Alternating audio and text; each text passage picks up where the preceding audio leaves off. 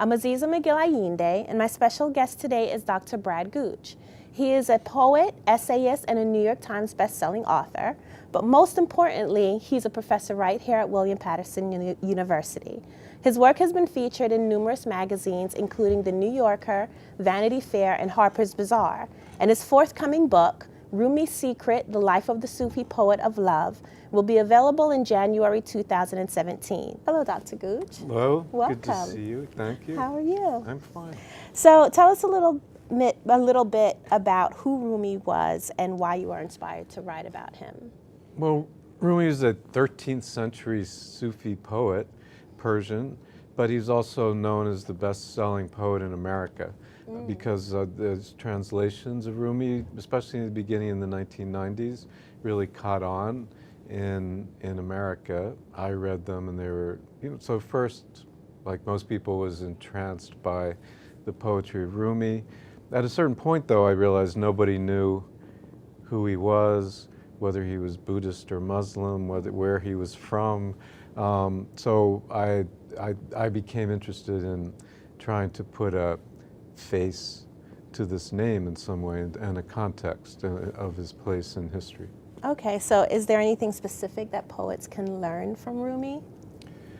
Well, Rumi was a very unorthodox poet in a certain way, and a very sort of free poet, and he used music and dance as part of his composition. So I think the casualness of it, in a certain way, is good. I mean, he was always using poetry to communicate certain messages that he had, so he wasn't a professional poet in some way, and so I think that is an important lesson. So you mentioned music. What are your thoughts on the similarities and differences between poetry and music?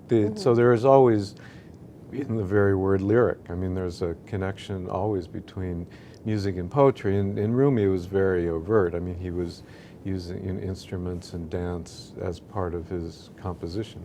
So as a writer, what is most beneficial about studying literature of different cultural and ethnic backgrounds?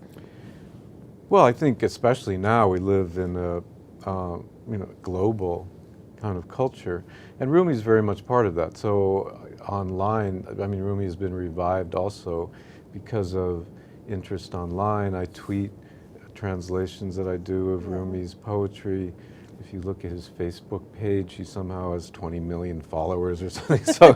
So I mean, everyone, communication is global. It's kind of silly to ignore it. What key aspects from your work do you bring to the classroom?